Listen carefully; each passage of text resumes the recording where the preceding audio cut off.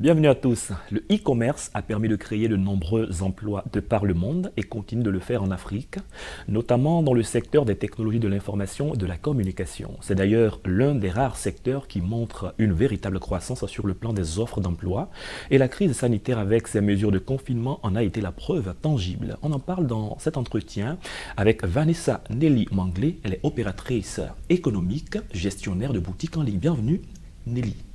Merci beaucoup, monsieur. Avec vous, nous allons parler du boom du e-commerce en cette période de pandémie. La première question, comment est-ce que vous arrivez au e-commerce?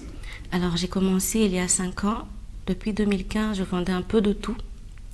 Et après, je me suis dit, pourquoi ne pas me lancer en ligne pour avoir une plus large diffusion, pour augmenter les ventes, augmenter les clients. D'accord. La vente traditionnelle que vous faisiez, d'alors, elle se faisait comment? Dans une boutique? Vous vous déplaciez vers des personnes? Exactement, je me déplaçais vers des personnes. Je faisais aussi du porte-à-porte. Je recevais chez moi, mais c'était limité à mes connaissances, à mes proches, à des collègues, etc. D'accord. Et là, vous voyez que Internet donne une large possibilité d'atteindre des clients. Et comment vous mettez en place, on dira, cette boutique en ligne? Comment ça se passe? Alors, j'ai commencé, comme j'ai dit, par du porte-à-porte.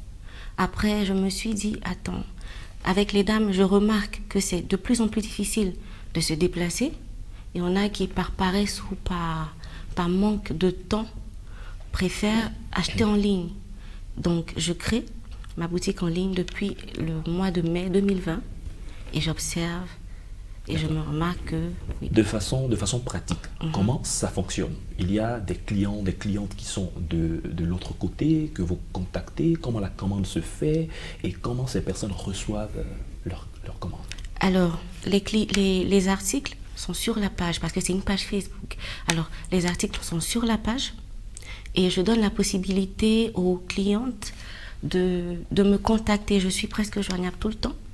Donc, il suffit juste de repérer un article, puisqu'il y a la fiche technique, la taille, le prix et tout. Si ça vous convient, vous me rejoignez en privé, suivi de votre nom, prénom, votre adresse, votre numéro de téléphone. Et le temps pour moi d'apprêter la livraison, les livraisons se font généralement le lendemain de la commande. Et à la satisfaction vraiment du client. Oui. À ce niveau, on s'est rendu compte que les ventes en ligne parfois ont créé des difficultés. Le client, il a choisi soit la pointure, il a choisi la marque, il a choisi ce qu'il voulait.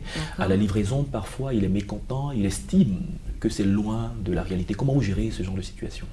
Alors, j'avoue que ça m'arrive très rarement. D'accord. Parce que je fais des photos réelles. Je propose des articles, des photos d'articles réels et c'est ce que je vends. Généralement, les problèmes que j'ai rencontrés à la livraison, ce sont des problèmes de taille.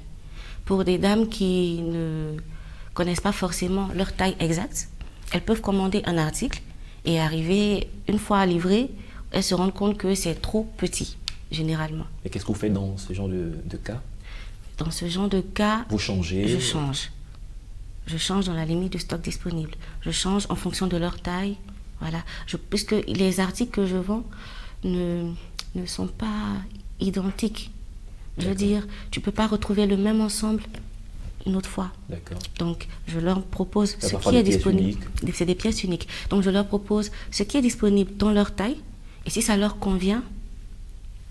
D'accord. On s'est rendu compte qu'avec la crise qu'a connue, ou du moins que connaît le monde entier, les premiers cas en Côte d'Ivoire ont été révélés en mars dernier. Et donc, il y a eu des mesures qui s'en sont suivies.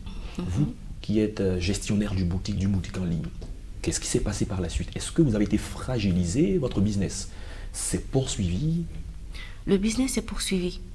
Et je peux même dire qu'il s'est accru. Voilà. Et puisque, à cause des mesures barrières qu'on doit respecter, le contact humain est restreint. Oui.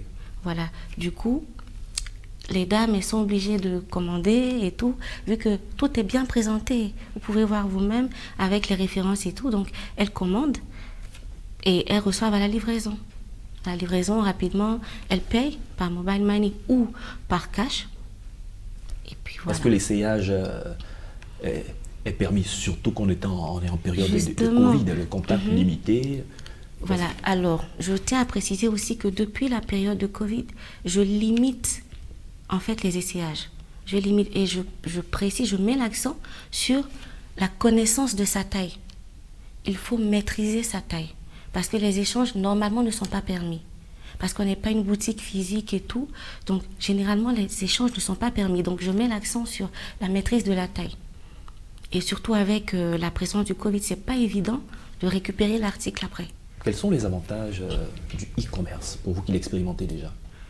Alors, on a la possibilité de toucher une plus grande audience. On a donc une plus grande visibilité aussi. Ouais. Et puis... c'est à la fois avantageux pour vous, mais on imagine aussi pour les clients. Oui, puisqu'elles ne se déplacent pas.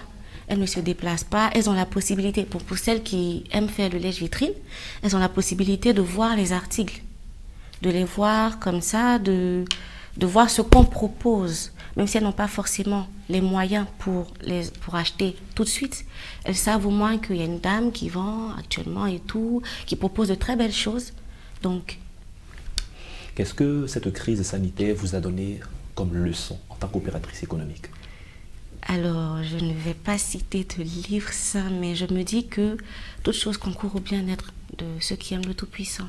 C'est vrai que je ne suis pas... Comment on va dire? C'est dommage. Avec le Covid, c'est dommage et tout. N'empêche que ça m'a, quand même moi, personnellement, ça m'a propulsé dans mon commerce. D'autant plus que les déplacements sont limités et tout. Elles n'ont pas forcément envie de se déplacer pour justement rester, je sais pas, elle veut se protéger. Voilà, elle veut se protéger, donc on envoie les affaires vers elle et ça m'a propulsé en tout cas. Parlons du paiement. Il y a plusieurs modes de paiement. Qu'est-ce que vous privilégiez? Alors moi, je privilégie le paiement par cash à la livraison. Lorsque les articles viennent chez vous, vous avez la possibilité de toucher parce que en ligne, vous ne pouvez pas toucher. Vous vous basez seulement sur la photo et la fiche technique. Donc, quand ça vient à vous, vous avez la possibilité de toucher. Et si vous n'êtes pas satisfaite, vous ne payez pas. Alors que si vous le faites par Mobile Money, je serai à mon tour obligée de vous renvoyer l'argent. D'accord, ce business est une source d'opportunités, c'est une source d'emploi également pour les uns et pour les autres. Vous avez quelques années d'expérience dedans. Comment faire en sorte qu'il soit assez, on dira, assez bien posé? Parce qu'il y a des contraintes dans ce métier. Oui, c'est sûr. Il y a des défis, il y a la connectivité Internet qui est lente. C'est de la concurrence. Il y a la concurrence. Mais c'est ça, en fait, il faut toujours innover. Il faut toujours innover, il faut fidéliser sa clientèle à travers de petits cadeaux et tout. Il faut continuer, ou du moins augmenter. Parce que avant, je vendais, disons, 20 articles. Je vendais 20 articles minimum, maximum, la semaine. D'accord.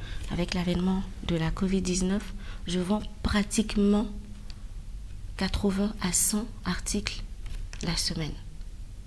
Donc, il faut fidéliser sa clientèle et la plupart de ses clients sont satisfaits. Oui, la plupart. Il n'y a pas de satisfait ou remboursé là-bas. La plupart en tout cas. D'accord. Comment est-ce que vous voyez l'après-Covid? Avant de commencer, vous aviez une clientèle que vous avez eue dans cette période de Covid. Ça va passer, certainement, nous sommes confiants. Comment vous voyez l'après-pandémie pour continuer à maintenir ce business, à produire davantage de devises pour aussi le développement de la Côte d'Ivoire? Le service va rester le même. Le service va rester le même. Et comme je le dis, elles sont déjà habituées à acheter en ligne, par faute de temps et tout ça. Donc, elles sont déjà habituées à acheter en ligne et ça va continuer. Donc, Covid ou pas Covid, elles vont continuer à acheter en ligne. C'est pour ça que je dis il faut innover. Il faut fidéliser sa clientèle. Quand vous parlez d'innovation, on peut avoir une idée par exemple. Qu'est-ce qu'il faut innover pour fidéliser? Dans quel domaine? Par rapport aux photos, actuellement je fais les ventes en ligne, mais aussi je fais des ventes privées. C'est vrai que c'est des ventes qui restent toujours en ligne parce que je fais ce qu'on appelle des paniers. Je peux expliquer. Je fais des paniers, c'est-à-dire qu'en début du mois, vous me versez une somme. les articles qui vous correspondent, qui correspondent à votre taille, vous sont présentés et à la fin du mois, vous les recevez chez vous. D'accord. Bien reçu, merci Nelly Vanessa Mangué. Merci, vous êtes opératrice économique et gestionnaire d'une boutique en ligne. Avec vous, nous avons parlé du boom du e-commerce pendant cette période de pandémie. Merci d'avoir accepté de répondre à nos questions. Merci, monsieur. C'est la fin de cette émission. Merci à tous de l'avoir suivi. Bonne suite de nos programmes.